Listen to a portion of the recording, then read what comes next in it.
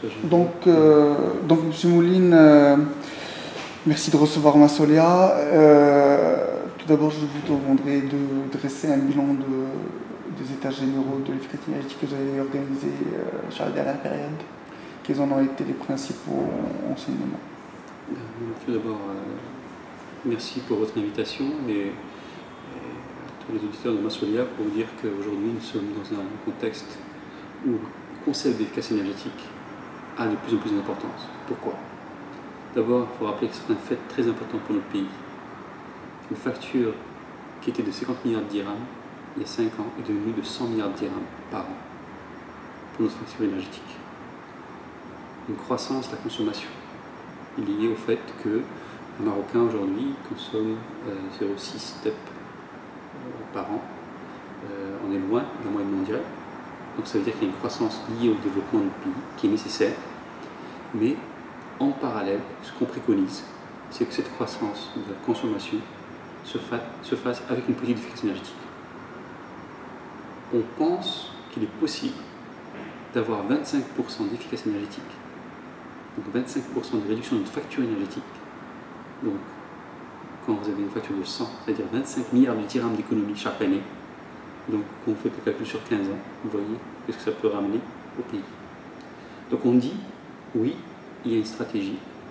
Nous avons la chance d'avoir cette volonté au plus haut niveau de l'État qui donne priorité aux énergies renouvelables et à l'efficacité énergétique dans notre politique énergétique. Et ça a complètement un sens aujourd'hui avec le coût de l'énergie, avec l'impact non seulement sur la facture et les sorties de devises, mais aussi sur la caisse de compensation. Et les États généraux qui ont regroupé, je vous rappelle, plus de 250 experts, publics, privés, ONG, experts nationaux et internationaux, acteurs financiers de développement. Tout le monde a été regroupé sur différents ateliers thématiques. 34 ateliers dans l'industrie, dans le transport, dans le bâtiment, dans l'éclairage public, dans l'agriculture. Donc nous sommes dans un schéma qui a pu faire un benchmark, voir ce qui s'est passé dans notre pays et faire des propositions. Aujourd'hui, sur les 270 propositions faites, on a identifié 122 mesures à mettre en place. C'est des mesures réglementaires, des mesures de normalisation, c'est aussi des mesures d'accompagnement nécessaires et enfin des mesures de sensibilisation et de formation. Quand vous mettez tout ça en place, vous faites de l'efficacité énergétique. Il y a dans notre pays des aberrations énergétiques aujourd'hui. Quand on pompe de l'eau avec du gaz butane, c'est une aberration. Quand on chauffe de l'eau avec du gaz butane ou d'électricité, c'est une aberration. Quand on a des véhicules, et on a fait le bilan parce que l'avantage des États généraux permet de faire un benchmark, un véhicule dans notre pays consomme 50% de plus qu'en Europe, en moyenne. Pourquoi? Parce que nous avons un parc vétuste. Tous les pays voient un peu le problème de la consommation d'énergie qui croît et le gaspillage. Pour réduire le gaspillage, il faut identifier où est-ce qu'il y a le gaspillage. Il faut préconiser donc un certain nombre de mesures d'accompagnement, surtout pour les plus démunis. Qu'est-ce que je m'explique? Lorsque vous voulez, aujourd'hui, on voit un certain nombre de pompes solaires se développer dans l'agriculture, et nous en sommes très heureux, et nous le poussons. Mais celui qui a les moyens peut le faire, et il fait des économies. Mais celui qui n'a pas les moyens, qu'est-ce qu'il fait? Il achète une pompe pas chère, et il paye un carburant tous les mois. Ça, il peut le faire. Mais qui paye le plus à la fin? C'est le pauvre. Donc le concept d'accompagner pour généraliser l'efficacité énergétique est très important. Et cela, c'est ça. Donc c'est ça qui est nécessaire aujourd'hui. Et c'est ça qui est ressorti des États généraux d'efficacité énergétique.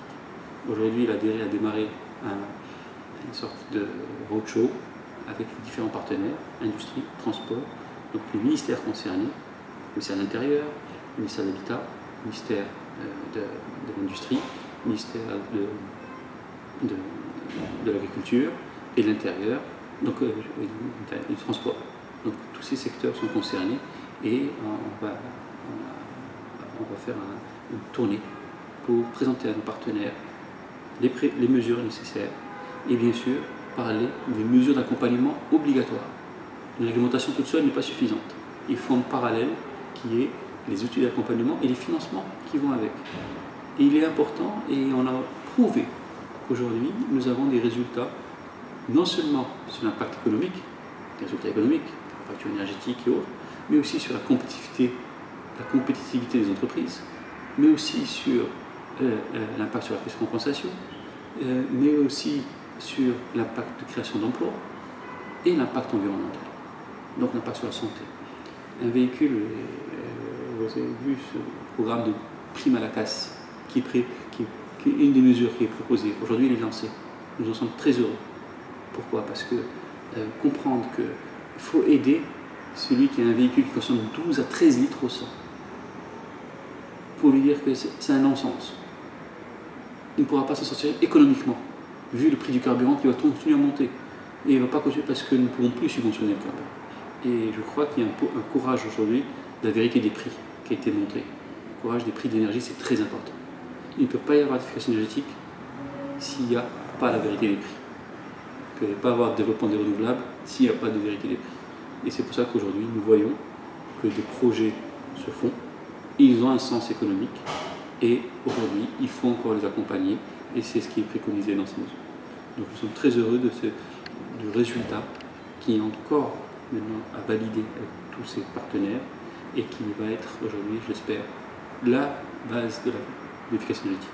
Un autre point très important de l'efficacité énergétique, l'énergie, ça se mesure. Ça se mesure, donc on peut faire le bilan annuel des économies réalisées. Donc c'est ça aussi, c'est un volet important, et ce que l'ADRE se met en place.